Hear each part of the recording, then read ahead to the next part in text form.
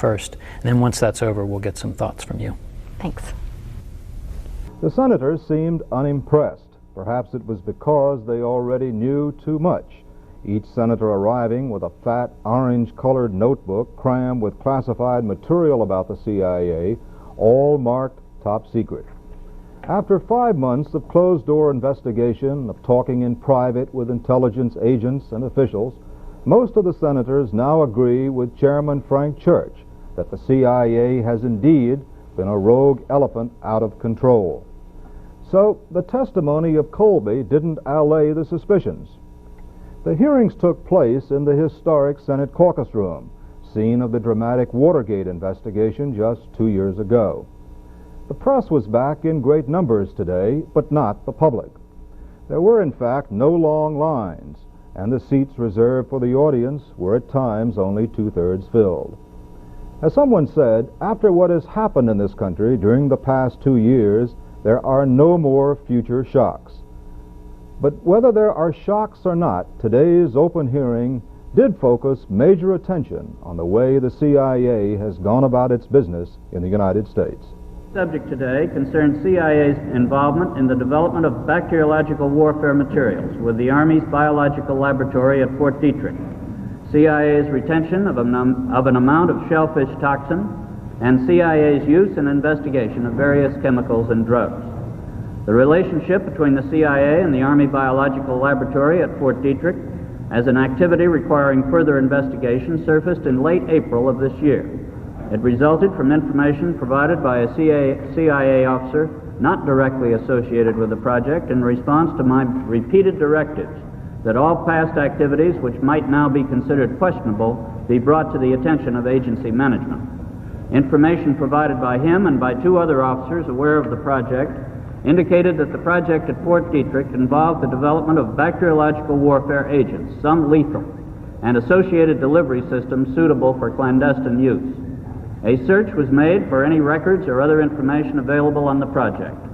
This search produced information about the basic agreement between the Army and the CIA relating to the project and some limited records covering its activities from its beginning in 1952 to its termination in 1970. In the course of the investigation, CIA's laboratory storage facilities were searched, and about 11 grams, a little less than half an ounce, of shellfish toxin and 8 milligrams of cobra venom were discovered in a little-used, vaulted storeroom in an agency building. A major early requirement of the agency was to find a replacement for the standard cyanide L pill issued to agents in hazardous situations during World War II. This was the basis on which eventually we discovered the shellfish toxin. The only application of this toxin was in the U-2 flight over the USSR in May 1960, during which Gary Powers carried such a device concealed in a silver dollar. In the Powers case, the grooves of the drill were filled with shellfish toxin. He obviously did not use it and was not instructed to do so. It was offered to him to provide him with an option. The Powers flight was the only time we are aware that the toxin was provided for operational use, although the L pill was made available for earlier flights. The primary agency interest was in the development of dissemination devices to be used with standard chemicals off the shelf. Various dissemination devices, such as a fountain pen dart launcher and an engine head bolt designed to release when heated, appeared to be peculiarly suited for clandestine use. Available records do not indicate that all specific items were developed exclusively for the CIA, as work on similar devices was also done for the Army. At the time the toxin was found, the officer responsible for the project in 1970 stated that he had no recollection as to how it got there. On the 30th of June, discussions were held with a retired agency officer who had provided the initial lead. This man, who had been the GS-15 branch chief in 1970, stated that the toxin had in fact been moved from Fort Detrick and stored in the laboratory. This was done on the basis of his own decision after conversations with the responsible project officer. He further stated that he made this decision based on the fact that the cost and difficulty of isolating the shellfish toxin were so great that it simply made no sense to destroy it, particularly when there would be no future source of such toxin. The current branch chief believes this explanation is correct, but still does not recall the actual act of receiving the material from Fort Detrick. Both of these middle-grade officers agree that no one, including their immediate superior, was told of the retention of the shellfish toxin. If that amount of shellfish toxin were administered orally, which is one of the least efficient ways for administering it in terms of its lethality,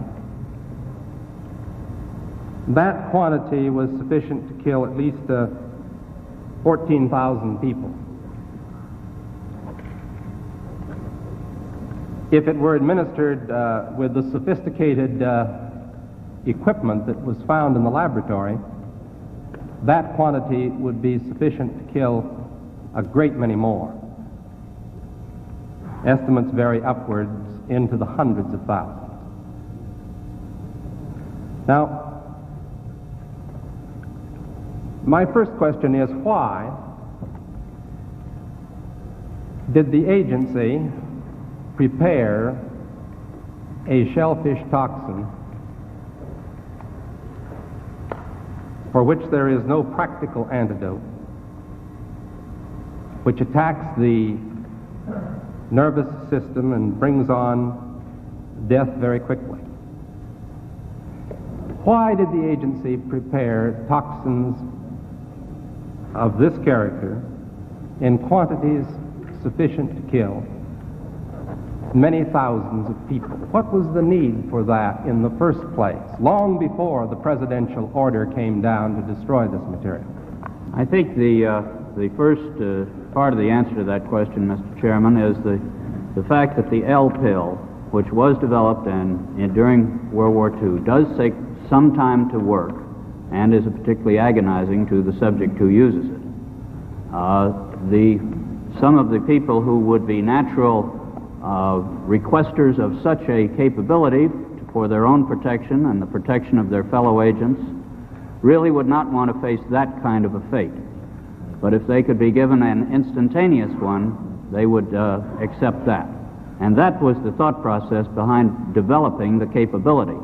Now, I cannot explain why that quantity was developed, except that this was a collaboration that we were engaged in with the United States Army, and we did develop this particular weapon, you might say, as a for possible use.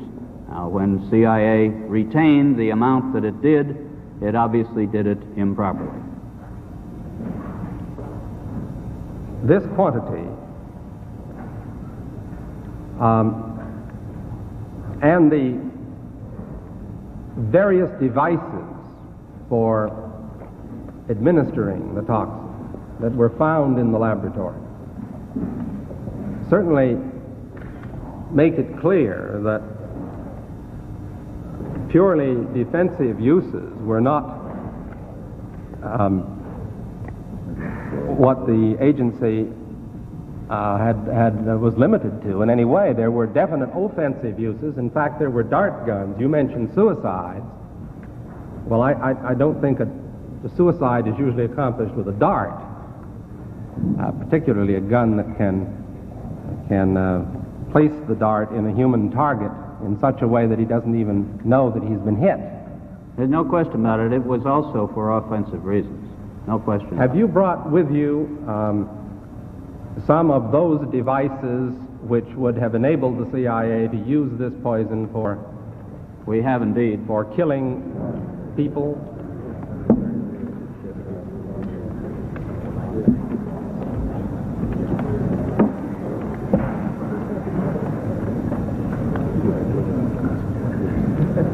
Don't point it at me.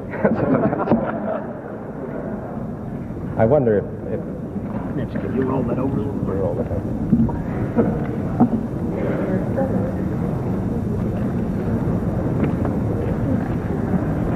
Now, does this pistol fire the dart? Yes, it does, Mr. Chairman. The round thing at the top is obviously the sight. The rest of it is what is practically a normal .45, although it's special. However, it works by electricity. There's a battery in the handle, and it fires a small dart. So that when it fires silently? Almost silently, yes. Very little. What range does it have? 100 meters. 100 meters, I believe, about 100 yards, 100 meters. About 100 meters range. Right. And the dart itself, when it strikes the target, does the target know that he's been hit and about to die? That depends, Mr. Chairman, on the particular dart used. There are different kinds of these flechettes that were used in various weapon systems, and a special one was developed which potentially would be able to enter the target without perception. Without perception? Right. And did you find such darts in the library? We did. In the laboratory? We did.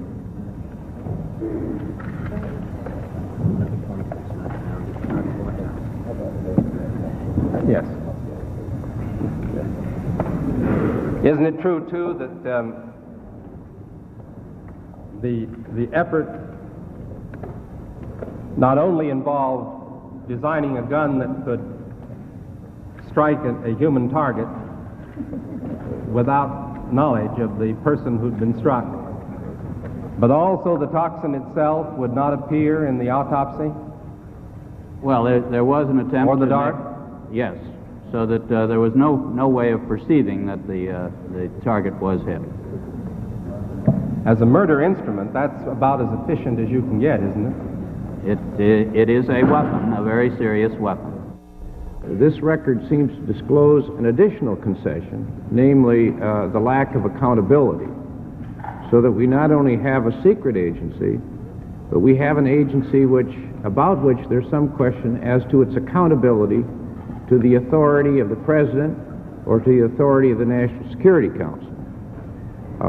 The record seems to disclose that there is no presidential or Security Council order in the first place directing the CIA to establish this program at all.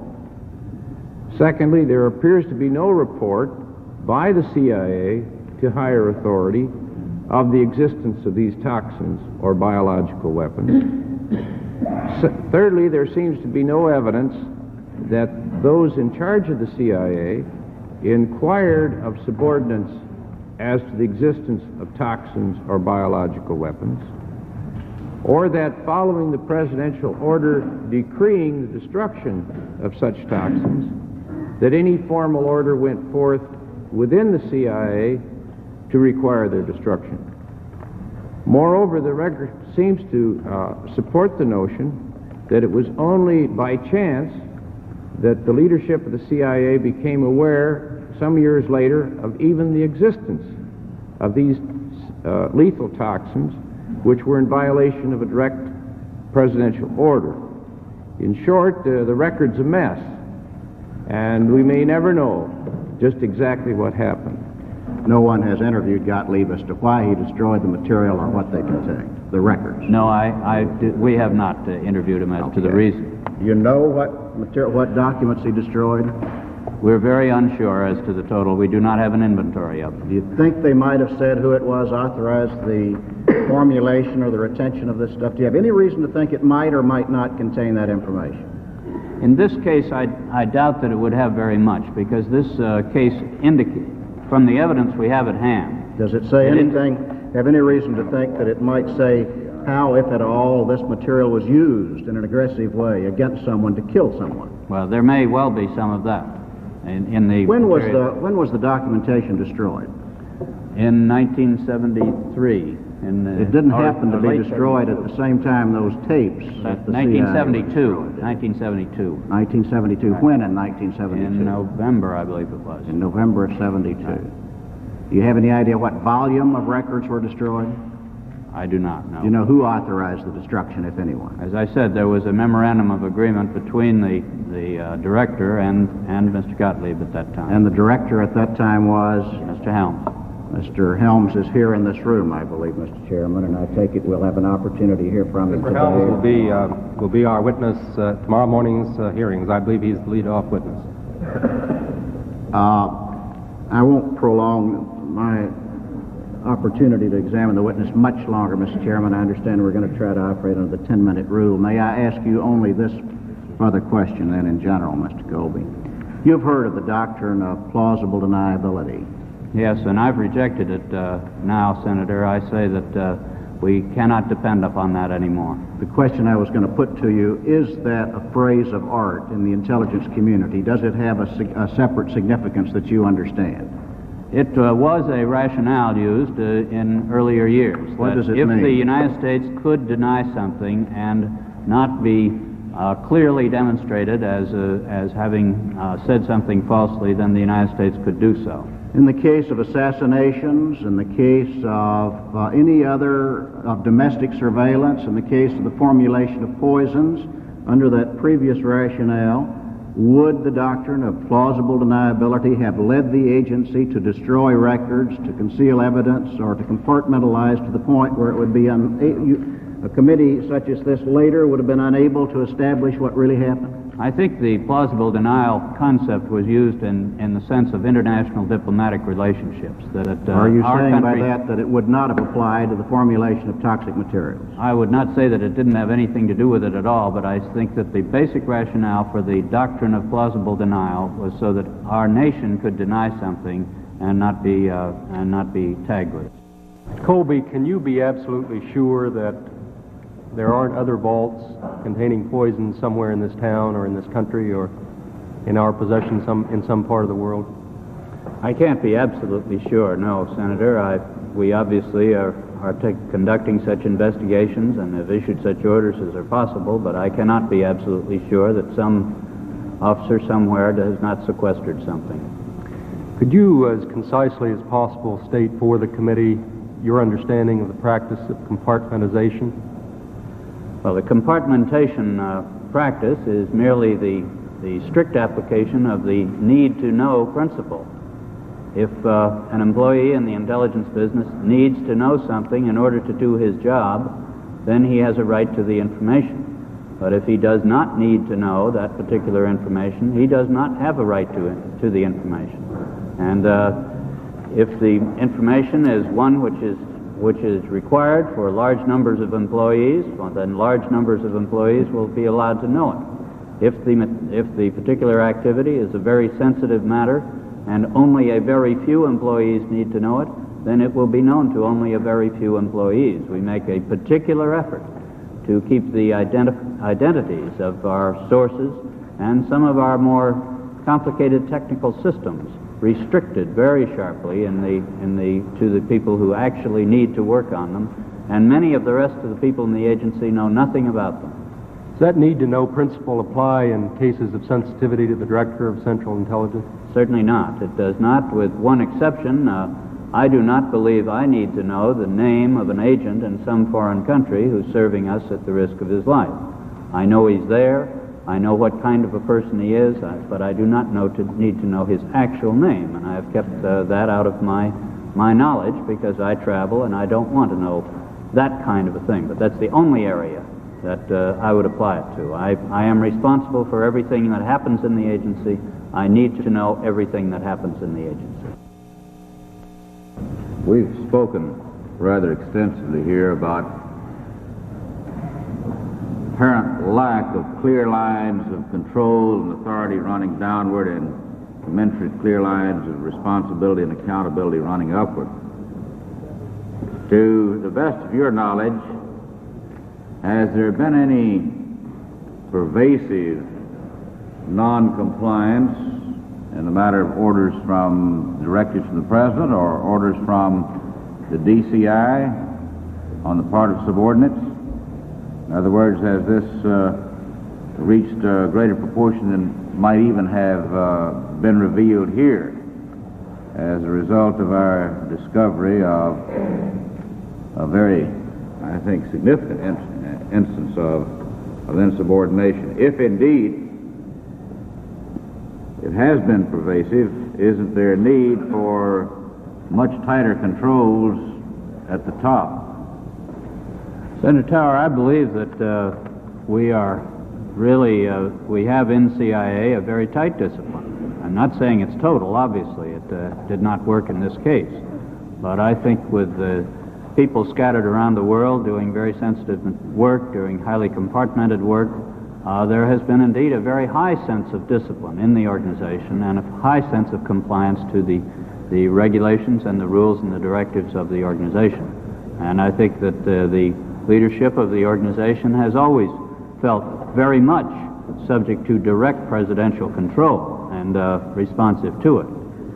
So you would say actually that this incident is an exception to the rule, that ordinarily the discipline has been good, that the control has worked and the accountability has worked in the way that it should according to proper cardinals of good administration. In the business in which we are in, the intelligence and covert operations, I think there have been very few cases in which the agency has, or its employees have done something that they should not have. And in many of the cases which we now question, we find that those activities were approved by the appropriate authorities at that time, that the sense of discipline within the organization seemed to be quite tight. Senator Goldwater. Thank you, Mr. Chairman. I only have one question, Mr. Colby, but I have a short statement I'd like to make to you. Criticism and analysis are important ingredients in making our democracy work. However, we are now approaching the point where both are being abused to the point of self-destruction. I submit we must get out of the morass of doubt and pessimism into which we have sunk. We must not let the quarrels of the past interfere with building for the future. A tidal wave of criticism has swept over the intelligence community of our country, much of which is mistaken or unwarranted. The damage is severe. If continued, its survival is uncertain. Before this committee have appeared men of the CIA, both on active duty and retired. All have been impressive because of their dedication and loyalty. Nothing we have heard detracts from the reputation of the CIA as a highly competent organization. The men and women of the CIA are doing a great job under very trying conditions. And I say to them, as our nation gets back on course, I believe there will be change for the better, and ask you to hold on until that happens. You are never more needed by this country than right now, and as one American, I'm proud of you.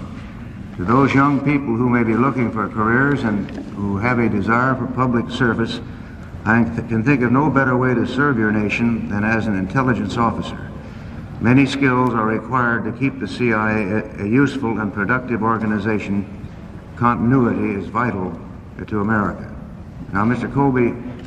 Senator Goldwater, if I may, on behalf of our employees, thank you for that statement. They are under a lot of pressure these days, and they will appreciate that. Well, the question I have to ask you, have other countries developed bacterial warfare ability? Oh, certainly, Senator. That is one aspect of bacteriological warfare that the President's directive in 1969 and 70 tells CIA to continue, and that is to follow the activities of other nations. That we will see the capabilities and activities of other nations in this field. And we have some officers who do follow these activities abroad, and they are quite general. There are some very dubious areas where we're just not sure of what the actual capabilities are in some respects. But we do follow it indeed, and there is extensive effort done by other nations in this line. But you are now prevented from... No, we can follow the foreign ones. There is no problem with that. But can you do anything to offset them? Well, I think the defense against those possible things is a matter for the Department of Defense, Senator. You feel you're safe in that field? Well, I think in collaboration with the Department of Defense and advising the Department of Defense of foreign developments in this area, we are giving them the basis for developing such defensive efforts as we need. Thank you. That's all I have, Mr. Chairman. Thank you, Senator Goldwater. Senator Morgan. Chairman, Mr. Colby, since this is the first public hearing of this committee, I think we should note that we feel, and I certainly feel, that the role played by the Central Intelligence Agency is a very vital one and a very important one. I think the fact that you quoted from President Kennedy, who said that quite often our failures are trumpeted and our successes go unheralded, is appropriate here.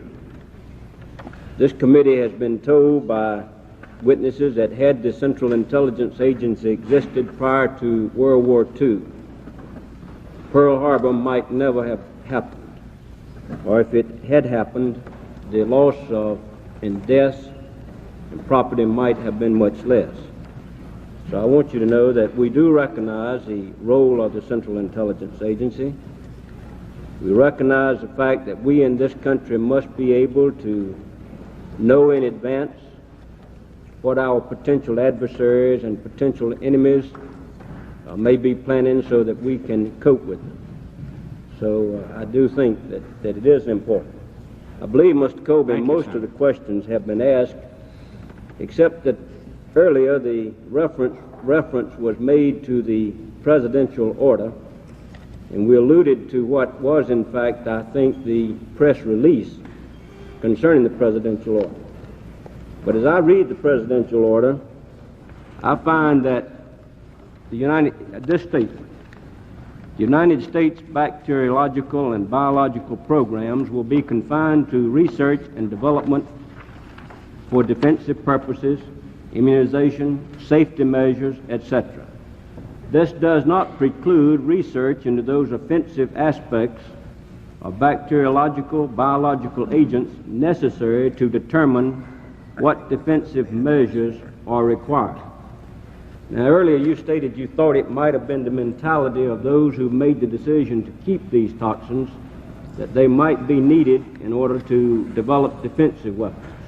Do you think, if that was their thinking, that it would be in keeping with the presidential order as I just read it to you? Well, we looked at that. I think that you might be able to make a case for that, Senator, if you were actively involved and had responsibilities for these defensive measures. But as I think the chairman pointed out, the quantities maintained by CIA are difficult to defend under that directive. What was your position with the CIA at that time, Mr. Colby?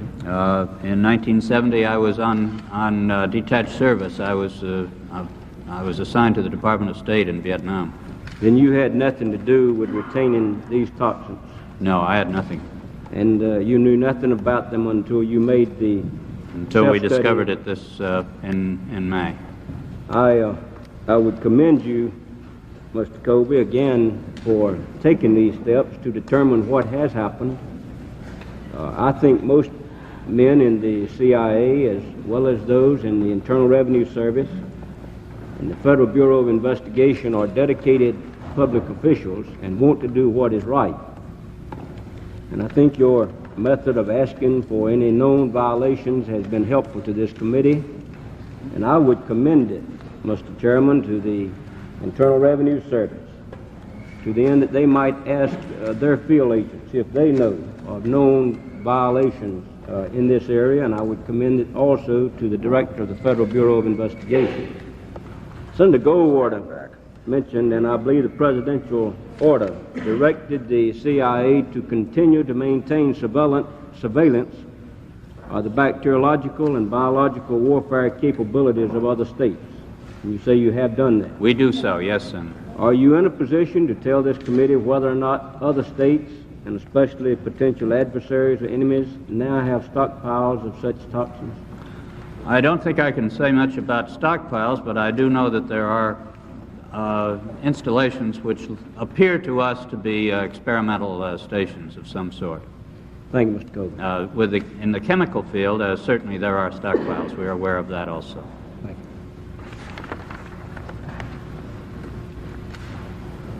you. I have no further questions. Thank you, Senator. Senator Mathias. Thank you, Mr. Chairman. Mr. Colby, some of America's greatest victories and some of America's greatest defeats have represented failures of intelligence. Trenton and Antietam, Pearl Harbor, I think all illustrate the vital necessity of intelligence. A year ago, just almost exactly a year ago, when Senator Mansfield and I introduced the legislation which has resulted in this investigation, we had that very much in mind. We wanted to be sure that we had the best intelligence system which was available. But I think we also had in mind John Adams' warning that a frequent recurrence to the principles of the Constitution is absolutely necessary to preserve the advantages of liberty and to maintain a free government.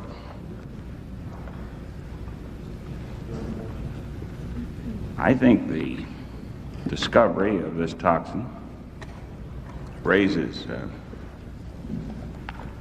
some interesting questions which are within the purview of this investigation and which I think have to be answered before this committee completes its work and makes its recommendations to the Congress.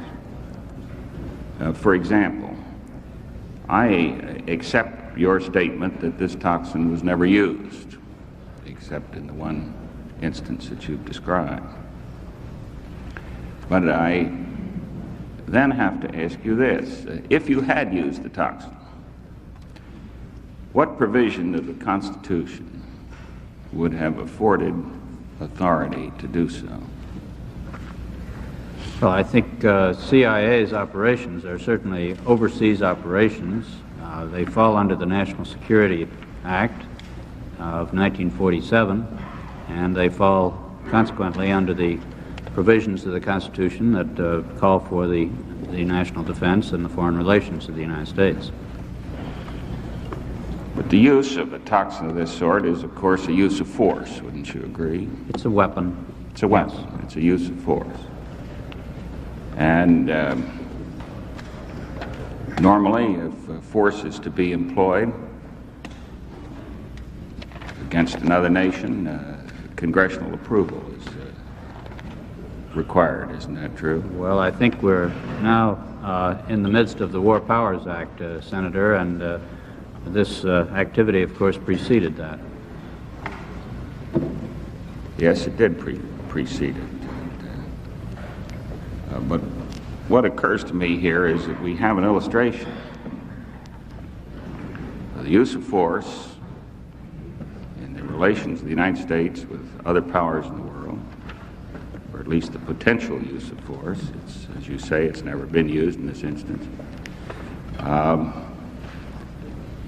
Which differs only in degree from covert operations in Laos or other examples that we could think of.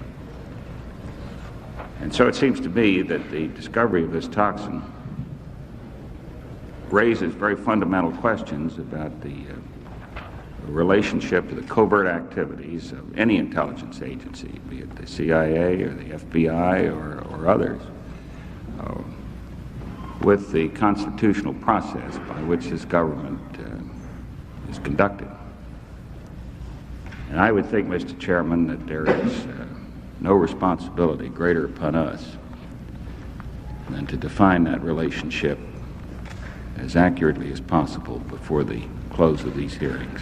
Thank you. It is, of course, contained within the amendment to the Foreign Assistant Act passed last December, which now requires that any activity of CIA other than intelligence gathering abroad shall be found to be important to the national security by the President and shall be reported to the appropriate committees, and that includes 6 committees of the Congress at this time. This is a statutory provision which we are in compliance with.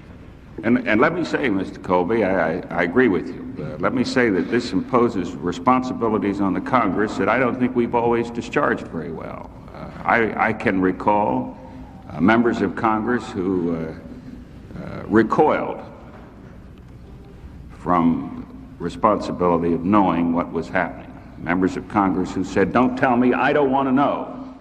I think that is an indictment of the Congress, just as severe as any indictment which is labeled against any of the intelligence community. I wouldn't call it an indictment of the Congress, Senator. I think it rather reflected the general atmosphere and political atmosphere toward intelligence that that was the traditional approach, and I think we Americans are changing that. And this act is an example of that change, as is this committee. I think you're more generous than I'm inclined to be. I can't be that permissive. I don't think climate will excuse what is really a dereliction of duty, and if there had not been that dereliction of duty, perhaps we wouldn't be here today. I must say, Senator Mathias, that I agree fully that we have been victimized by excessive secrecy, not only with respect to the failure of the Congress in the past to exercise proper surveillance over intelligence activities, but also excessive secrecy has created this kind of mischief within the executive branch. Here we have a case where the very methods of secrecy concealed for 5 years an act of insubordination within the CIA that came to light only by the happenstance that Mr. Colby, the present director, asked the agency if they please wouldn't tell him what's been going on that's wrong. And as a result, somebody, knowing something about this, gave him a tip, as a result of which he then conducted an investigation that led to these disclosures. So I believe that the internal workings within the agency itself are a matter that we must look at very closely to be sure that this kind of thing doesn't happen again, if it can be prevented. Excessive secrecy may have victimized this agency as well as the Congress. The Senate